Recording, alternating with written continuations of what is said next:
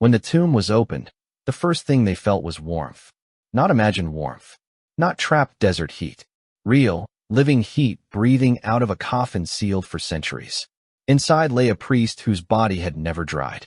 It was soaked in black resin that smelled of tar and blood. His skin was soft, elastic, raw. Then they saw the nails. Broken, split, torn back to the bone. And when they lifted the stone lid, they understood why. The inside of the coffin was covered in scratches. Not from tools, from fingers. Hundreds of careful attempts, all made in total darkness. This was not a mummy meant to rest. This was a man buried alive on purpose. And whatever was sealed inside him never accepted death. The first thing they noticed was the warmth. It seeped out the moment the limestone lid shifted, a slow exhalation trapped for centuries, thick and wet, carrying the reek of tar, iron, and something unmistakably organic. The air inside the tomb pressed against their faces and throats, heavy enough to taste, clinging to the tongue with a bitterness that refused to fade. Torchlight trembled as if starved, its glow swallowed by a black sheen beneath the stone. The body was wrong. It did not lie brittle and collapsed like the others they had seen, not reduced to dust and parchment skin. It gleamed. A thick resin coated it entirely, smooth and dark as night oil, pooling in the hollows of the ribs and along the curve of the jaw. The surface reflected light not as stone or flesh should, but like something still sealed, still preserved for use rather than memory. When one of the men reached out, barely brushing the chest with his knuckles, the skin gave way beneath the resin, soft and faintly elastic, recoiling with a sluggish resistance that made his stomach twist. The smell intensified as the lid was pulled farther aside. It was not the dry, ancient scent of decay, but the sharp tang of heated pitch mixed with blood long denied the mercy of rot. The workers staggered back, coughing, eyes watering, yet the body remained unchanged, unmoving, and horribly intact. Black streaks ran from the shoulders down into the stone coffin, as if the resin had once been poured generously and then allowed to settle, sealing the priest in a glossy cocoon. Only when the light fully reached the hands did someone scream. The fingers were curled inward, bent at unnatural angles, nails split and jagged, some torn nearly to the quick. Thin flakes of stone clung beneath them. The inner surface of the coffin lid bore shallow grooves, uneven and overlapping, marks that could not be mistaken for tools. They spoke of repetition, of persistence, of a confined space tested again and again in darkness. The face was worse. The lips had not shriveled away but pressed tightly together, stretched thin beneath the resin, as if holding back breath.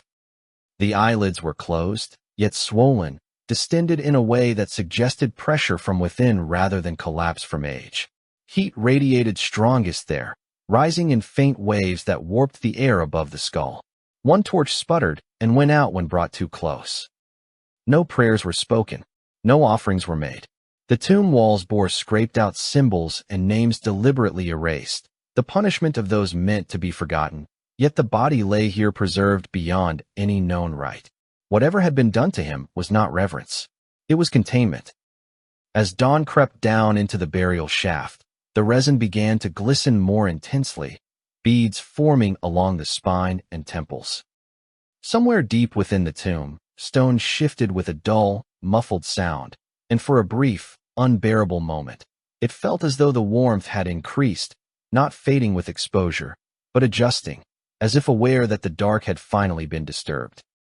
The tomb belonged to a temple priest whose name had been erased with care and violence. Along the walls, where rows of hieroglyphs should have flowed in orderly reverence, there were gaps instead, gouged-out signs, scraped stone, places where meaning had been deliberately murdered. This was not the damage of time or looters. The cuts were too precise, the anger too focused. In that era, such erasure was reserved for those who had committed crimes that reached beyond human courts, men believed to have angered gods, betrayed kings, or uncovered knowledge that could not be allowed to persist. To be stripped of one's name was to be condemned to a second death, an eternity without remembrance. Yet the body in the coffin told a different story, one of obsessive preservation rather than oblivion. There were no linen wrappings. What should have been layers of carefully wound cloth were gone, not removed but transformed. Fibrous textures were visible beneath the resin, ghostly impressions fused into the black surface, as if the bandages had melted and merged with flesh under immense heat or prolonged chemical reaction. The resin itself was uneven in thickness, pooling heavily around the chest and skull, thinner along the limbs, suggesting it had been poured in stages, reapplied again and again. This was not a hurried burial. It was a process, extended, deliberate, almost ritualistic in its cruelty. The smell followed the workers out of the tomb and into the open desert. It clung to hair, to skin, to the rough fabric of their garments. Even hours later, under the brutal sun, the stench of tar and iron refused to dissipate. Flies gathered around them in unnatural numbers, drawn not by sweat alone, but by something older, something that had learned the language of decay without ever fully embracing it.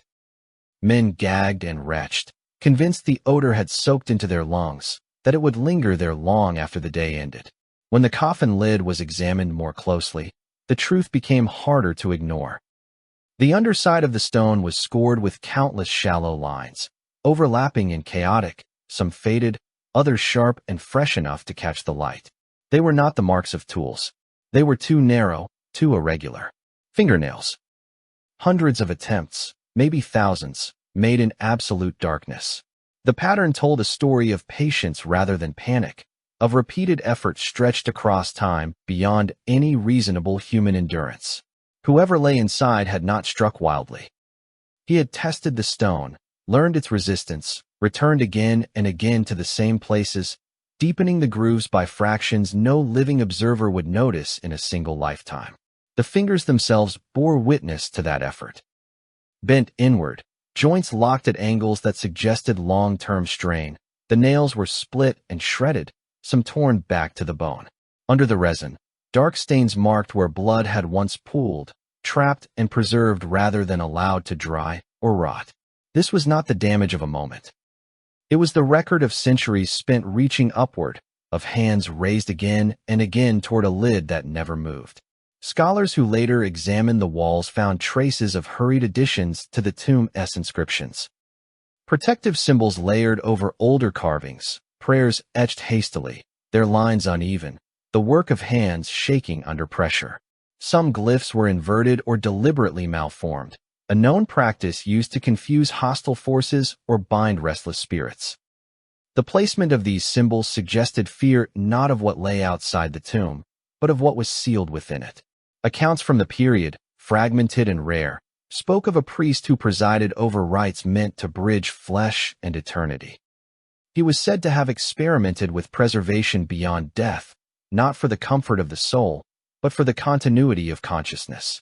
Such pursuits were forbidden, seen as violations of divine order. The punishment for such heresy was often execution and erasure, yet the condition of the body implied a sentence far more elaborate. Death had not been enough. Forgetting had not been enough. Someone had decided he needed to be held. As the body was removed from the tomb, the stone beneath it was revealed to be stained dark, saturated by resin that had seeped downward over unimaginable spans of time. The floor was slick, almost polished, and when light struck it at certain angles, the surface reflected faint, distorted shapes, like blurred shadows frozen mid-motion. Some swore they saw handprints there, smeared impressions beneath the hardened pitch, reaching outward rather than inward. Even after the coffin was emptied, the tomb did not feel vacant. The air remained warm, stagnant, heavy with the same oppressive presence. Tools left behind overnight were found coated in a thin black film by morning, as if the resin itself exhaled slowly, reclaiming what had touched it. The erased name on the wall seemed to draw the eye more than any intact inscription, the absence louder than any symbol, suggesting that forgetting had failed. By the time the workers fled the site for good, they carried with them more than the smell. Fingertips tingled as if numb, palms aching with phantom pressure. Several complained of dreams in which stone pressed down on their chests while heat filled their mouths and lungs. They woke gasping, convinced they had been buried alive. None of them doubted, not anymore, that the scratches on the coffin lid were not a relic of the past, but the final visible trace of a struggle that had never truly ended. The body was carried out at dawn, and the desert responded as if a boundary had been violated. The air, moments earlier alive with the thin buzz of insects, fell abruptly silent, an absence so complete it rang in the ears. Beetles abandoned the sand in jerking lines, disappearing into cracks and burrows. Birds that circled above altered their paths without explanation, wheeling away from the procession as though an unseen current pushed against their wings. Even the wind seemed to hesitate, brushing the dunes lightly, and then retreating, unwilling to linger near what had been taken from the earth. The resin reacted almost immediately to the sun. What had been firm and glassy in the tomb began to soften, its surface losing definition, sagging in slow, deliberate movements. Heat drew out a smell sharper than before, a blend of pitch and copper that thickened the air and clung to the back of the throat. Small bubbles formed beneath the black surface, rising lazily, swelling, then bursting with quiet, wet pops that carried an intimacy no one wanted to acknowledge. Each rupture released a breath of warmer air, as if something trapped beneath the resin adjusted to the light and heat above it. The body was laid on a wooden frame hastily assembled nearby. Resin dripped from elbows and along the spine, dark drops falling into the sand where they hissed faintly before hardening. The skin beneath, once hidden, revealed itself in fragments, not shriveled or cracked, but stretched tight, faintly elastic, marked with veins that stood out under the changing temperature. Sunlight slid across the face, and the features seemed to sharpen rather than decay, lines growing clearer instead of collapsing. As the hours passed, the desert did not recover its rhythm. No insects returned. The silence grew oppressive, punctuated only by the occasional pop of resin or the distant shifting of sand. Those tasked with guarding the body found their shadows clinging too closely, distorted and elongated, pooling beneath their feet even as the sun climbed higher. The smell intensified, settling into clothing and skin, resistant to sweat and movement, a reminder that the presence they oversaw was not passive. By midday, the resin had grown almost fluid. It ran in slow streams, tracing the contours of the body with deliberate patience, gathering at the lowest points before slipping free and falling away. Beneath it, the skin glistened, damp rather than dry, reflecting light with an unsettling vitality. Hands that brushed too close recoiled instinctively, not from heat alone, but from the sensation that the surface resisted contact, yielding just enough to suggest depth rather than decay. As shadows lengthened, subtle changes became harder to dismiss. The chest appeared fuller than before, the ribcage lifting slightly before settling again. The movement was shallow, hesitant, so faint it could be dismissed as trickery of light or heat distortion, yet it repeated with enough irregularity to draw attention. Those who watched too long found themselves unconsciously adjusting their own breathing, trying and failing to match the rhythm they observed. It never aligned. The body seemed to follow a pattern of its own, independent, uncertain, as though relearning a function long denied. The face changed most dramatically as the heat of the day waned. Features that had seemed rigid softened, the lips parting just enough to break their sealed line.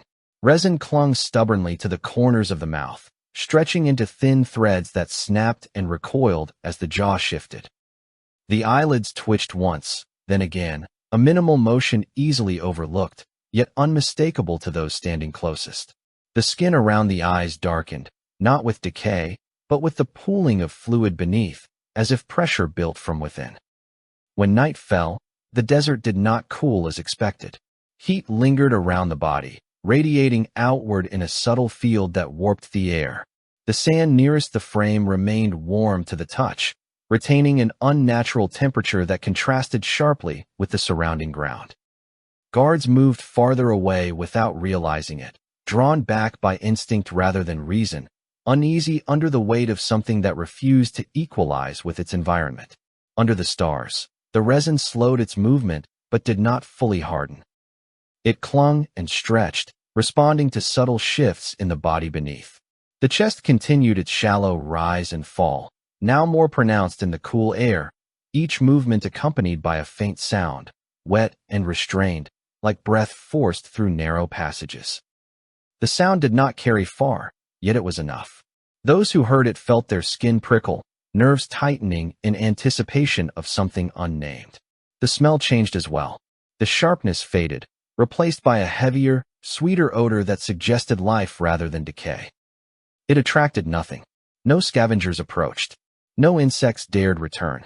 The body lay alone under the open sky, isolated not by distance but by refusal, as though the desert itself rejected the implication of what lay before it. At some point near midnight, a subtle shift occurred.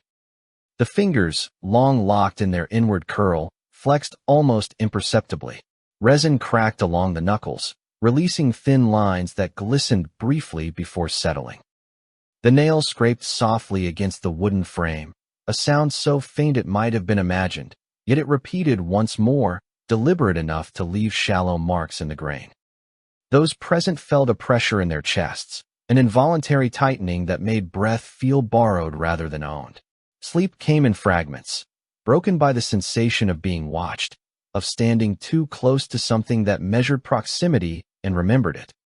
The stars overhead seemed distant and indifferent, cold witnesses to a body that had been denied the rules governing both life and death.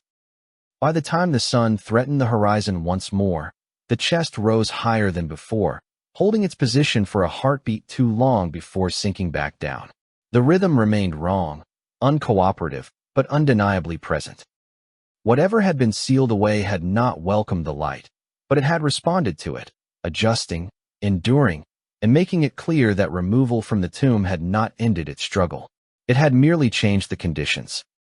The scholars arrived after the initial fear had settled into rumor, when the desert had resumed its surface routines, but not its indifference. They came with crates of instruments, notebooks bound in leather, and the confidence of men accustomed to reducing the unknown into labeled drawers. Heat no longer unsettled them. Smell was a variable to be noted and endured. What lay before them was not a curse or a warning, but a problem, and problems existed to be solved, dissected, and archived.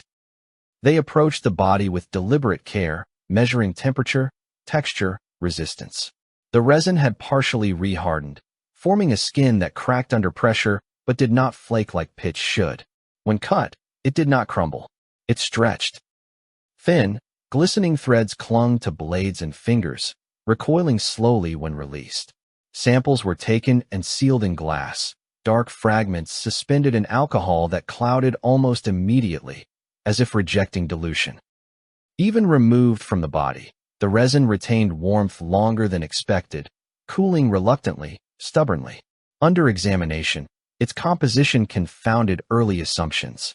Plant oils were present, yes, but altered beyond known preparation. Human blood appeared in concentrations too high to be incidental, its structure warped, proteins denatured yet preserved, as though time had been paused and folded back on itself. Other compounds defied categorization entirely, substances that should have broken down within a single lifetime, yet here they were, intact beneath layers of resin older than recorded empires. The conclusion was unavoidable and deeply unsettling. This was not preservation by accident, but by design refined across generations. As the days passed, attention turned back to the coffin lid that had once sealed the body in darkness. Each morning revealed new changes. The scratches, already numerous, had deepened. Fresh flakes of limestone littered the ground beneath the slab, pale against the darker dust, unmistakably recent.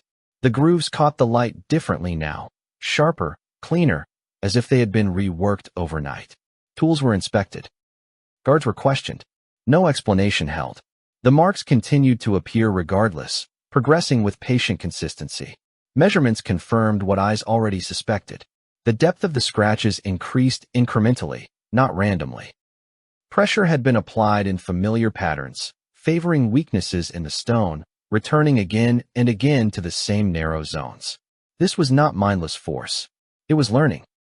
The realization unsettled even the most composed among them, for it implied not only persistence, but awareness of material limits, an understanding that time itself could be used as leverage.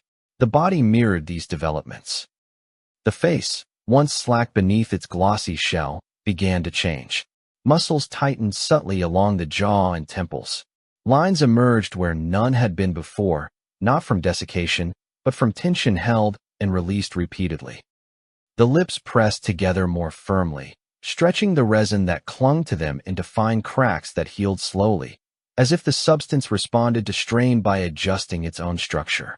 The eyelids no longer lay fully still. Minor contractions rippled beneath them, brief and irregular, but persistent enough to be documented rather than dismissed. Examination of the chest revealed further abnormalities. The skin retained elasticity far beyond expectation, yielding under pressure and returning to form with unsettling resilience. Beneath it, structures could be felt shifting faintly, subtle movements that did not correspond to known post-mortem processes. No putrefaction odor emerged. No insects approached. The body resisted decay not through dryness or chemical stasis, but through something more active, a continuous correction that held collapse at bay. The scholars recorded everything, yet certainty eroded with each entry. Instruments behaved unpredictably near the body. Metal grew warm without cause. Glass fogged from the inside. Ink bled through pages as though thinned by unseen moisture. At night, the resin samples stored in sealed containers rearranged themselves, fragments drifting together despite agitation or temperature control, merging into larger masses that pulsed faintly when observed in low light. The coffin lid became an obsession. Attempts were made to remove it entirely, to separate the stone from its history and examine it elsewhere. The moment pressure was applied, the resin on the body thickened, hardening abruptly, as if reacting to the disturbance. The chest stilled. The eyelids ceased their twitching. Only when the effort was abandoned did the body resume its subtle movements, the tension easing, the surface growing pliable once more. It was as though the two were linked, lid and corpse responding to one another across space with an intimacy that defied logic. Some among the scholars began to avoid standing directly over the face. They did not articulate why. Notes mentioned discomfort, distraction, a sense of imbalance. Peripheral vision caught movement where none should be. Reflections in polished instruments appeared delayed, expressions lingering a fraction too long. Sleep grew shallow. Dreams filled with pressure, stone, heat trapped behind sealed lips. These symptoms were attributed to fatigue, to climate, to imagination strained by proximity to anomaly. Yet the physical evidence continued to mount. Fresh stone dust appeared each dawn.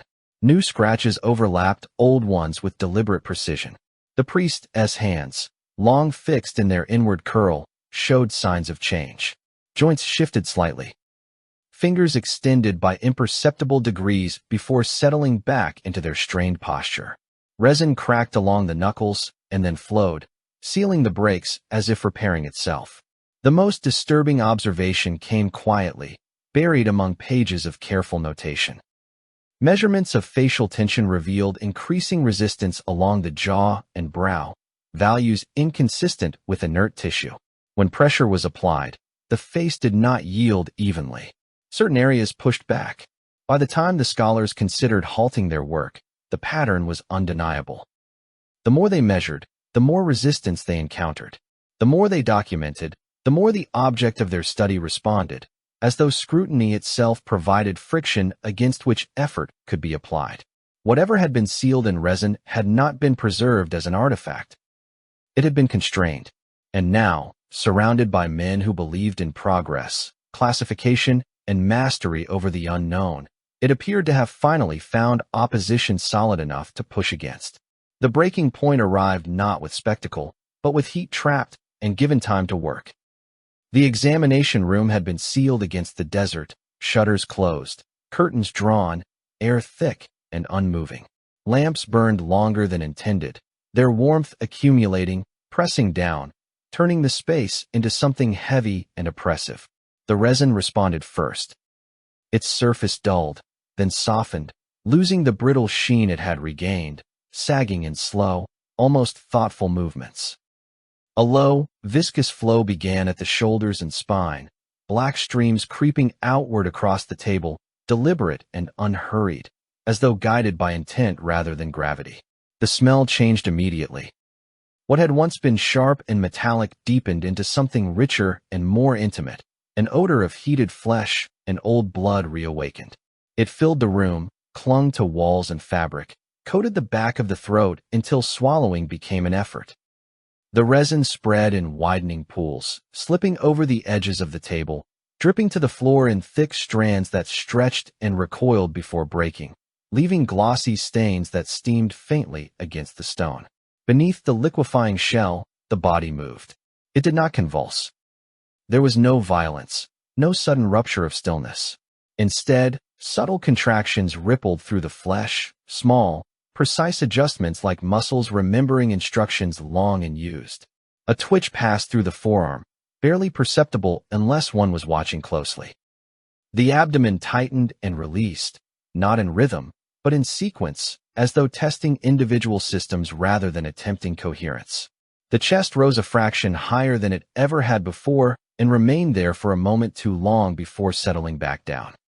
The skin, freed from its rigid casing, glistened wetly, revealing a texture that defied every expectation of death. It was taut, resilient, marked by veins that darkened as fluid shifted beneath. Pressure built visibly under the surface, subtle bulges forming and dissolving, the body redistributing itself as if reacquainting with weight and balance. The sense of purpose was unmistakable. This was not reflex. This was adjustment. At the hands, the change became impossible to ignore. The fingers flexed inward, then outward, joints cracking softly beneath the resin that still clung to them in stubborn patches. Nails split further with a wet, tearing sound, fragments breaking away to expose dark, glossy blood beneath. It did not spurt or flow freely. It oozed slowly, thick and heavy, carrying a warmth that spread across the table and onto the floor in sluggish rivulets. Where it pooled, it did not cool as expected. It lingered, steaming faintly, resisting the room's temperature. The arches of the feet shifted next, toes curling and uncurling, leaving smeared impressions in the resin that had collected beneath them. The table creaked softly as weight redistributed, would protesting under forces it had not been meant to bear. Resin continued to slide away, revealing more of the body's surface, each newly exposed section confirming the same impossible truth. There was no collapse, no rot, no surrender to entropy. Instead, there was tension held and released, systems engaging one by one. The most disturbing movement came from the spine. Vertebrae adjusted with minute, audible clicks, the back arching just enough to lift the shoulders from the table. It was not a full rise, not an attempt to sit or stand, but a test, a measurement of available resistance. The body seemed to feel the limits of its environment, to press against them cautiously, gathering information rather than forcing escape. Death, it became clear, had not been a state of rest. It had been confinement. The face changed last. Resin slid from the cheeks and brow, stretching into thin, translucent sheets before tearing away. Beneath it, the muscles of the jaw tightened, drawing the mouth open just enough to release a sound that was not quite breath and not quite silence. The lips trembled, then pressed together again, sealing whatever had almost emerged.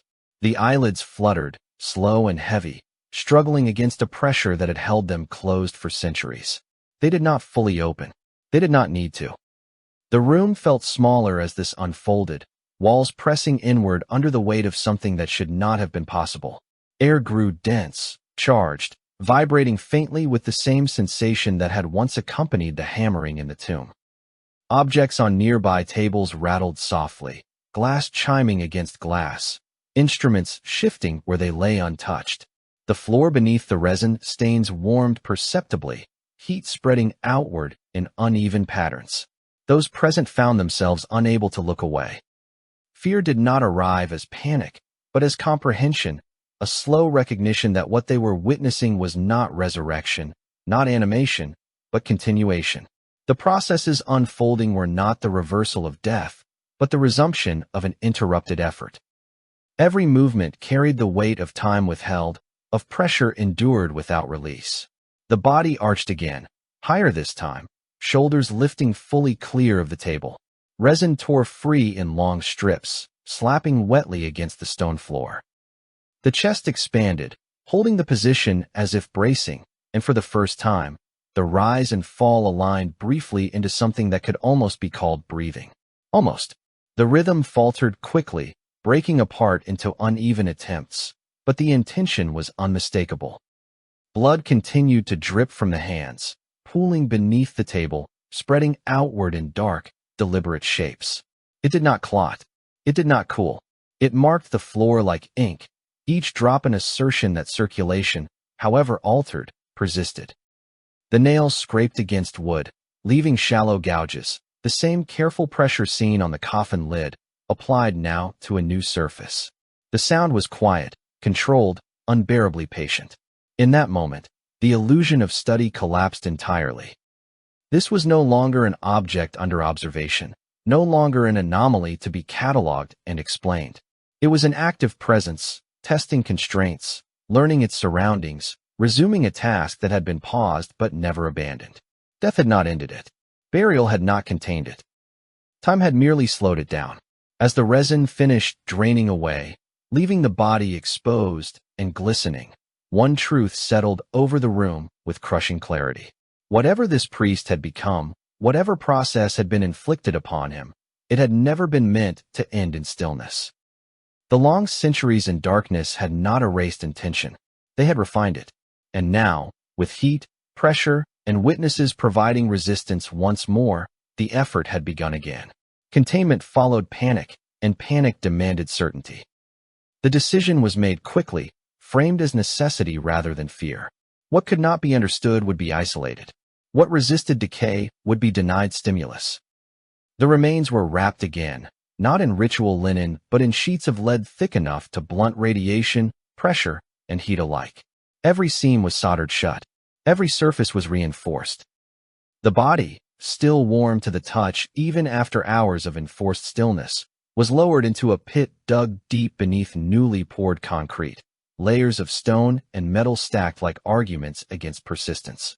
The chamber was designed without symbolism, without ornament. It was meant to be forgettable.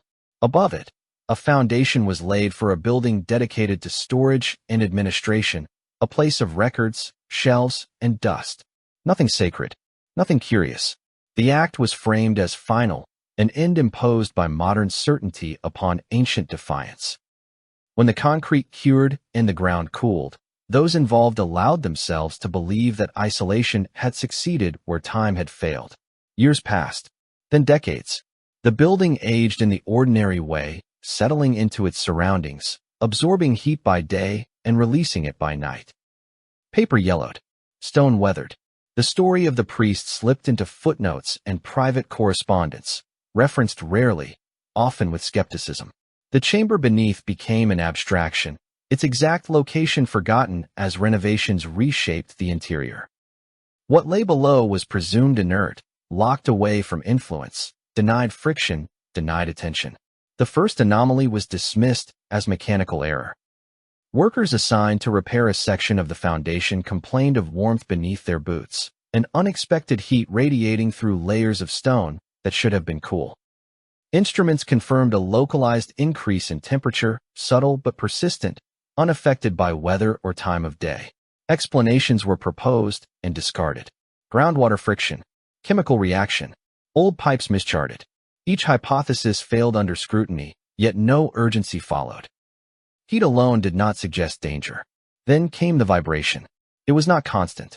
It arrived in intervals, gentle at first, barely perceptible, a low oscillation that traveled upward through concrete and bone alike, settling into the soles of the feet and the base of the spine.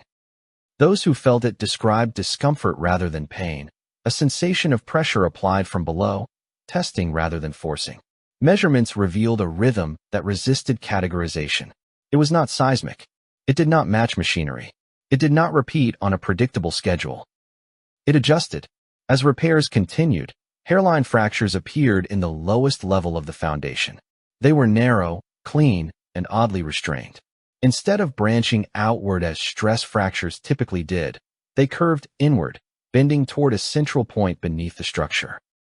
Engineers marked them and monitored their growth, expecting spread and collapse. Instead, the cracks deepened without widening, as if guided by intention rather than strain.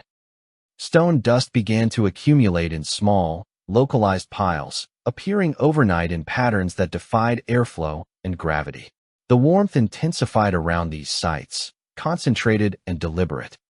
Thermal readings revealed gradients that suggested movement below, not lateral drift, but vertical approach, pressure redistributing itself as if climbing an invisible map. Excavation was considered and rejected. To disturb the foundation risked collapse. To open what had been sealed invited questions no one wished to answer. Records were consulted, fragmentary and incomplete, references stripped of detail by time and discretion. The chamber beneath was mentioned obliquely, its contents described in language careful enough to obscure more than it revealed. Lead. Concrete. Isolation. The words were intended to reassure, but they carried an echo of desperation. The vibration grew stronger. It traveled now through walls and pillars, faint but unmistakable, a steady insistence that aligned itself not with machinery or movement above, but with the geometry of the structure itself. It followed load-bearing paths, seeking resistance, pressing against points of maximum constraint. The building responded with groans and subtle shifts, joints tightening, materials flexing within their tolerances. Stress was redistributed upward, away from the source, as if something below were learning how weight was held. Cracks multiplied, still curving inward, converging on a shape that began to resemble an outline rather than random failure. Engineers traced the patterns and found symmetry where none should exist. The fractures mirrored the dimensions of the chamber below, translating its boundaries into the language of the foundation above. It was not breaking outward. It was mapping. At night, when the building emptied and the air cooled, the vibration changed character. It slowed, deepened, settling into a cadence that resonated through empty corridors and stacked shelves. Objects trembled subtly in place. Dust lifted and resettled. The sensation was no longer merely mechanical. It felt attentive, as though the source adjusted its pressure in response to the silence, listening through stone for feedback. The warmth intensified near the center of the foundation, radiating outward in pulses that corresponded with the vibration's rhythm. Thermal expansion caused new fractures, each one precise, each one reinforcing the same inward curve. Concrete spalled away in thin sheets, exposing darker layers beneath, surfaces that appeared polished rather than broken. There was no sign of explosive force, no evidence of sudden failure. Everything progressed slowly, carefully, with the patience of something long accustomed to waiting. Eventually, the lead began to fail. It did not rupture catastrophically. It thinned. Measurements taken through indirect means suggested deformation under sustained pressure, metal flowing imperceptibly over time, yielding not to impact but to persistence. The chamber's internal temperature rose steadily, the heat no longer trapped but cycling, dissipating and returning, a closed system learning how to breathe against its confines. The vibration sharpened, becoming more focused, less diffuse. It no longer traveled randomly through the structure.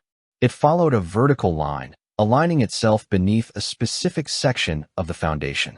Cracks above responded accordingly, widening just enough to admit dust and air, channels forming where none had existed. The building adjusted around them, materials settling into new configurations, accommodating the change rather than resisting it. When inspectors finally descended to assess the damage directly, they found the lowest level altered in subtle but unmistakable ways. Floors sloped where they had been level. Walls bowed inward, not from collapse, but from pressure applied with restraint. At the center, where records indicated nothing of interest should remain, the concrete was warm to the touch. No sound came from below. No movement was visible. Yet the vibration persisted, steady and deliberate, a reminder of effort sustained across generations. The cracks did not threaten collapse. They promised access. They formed not an explosion outward, but an opening inward, an invitation shaped by learned boundaries. Whatever lay beneath had endured stone, lead, and time. It had learned the shape of its world through resistance and repetition. It had mapped the architecture above it by feel alone, tracing load paths, identifying weaknesses, refining its approach with each measured push. Now, with the foundation responding, with heat and vibration translating intention into form, the conclusion was unavoidable. Isolation had not ended the process. It had refined it further. Something below was no longer testing whether escape was possible. It was preparing, slowly and carefully, to open the world again from the inside.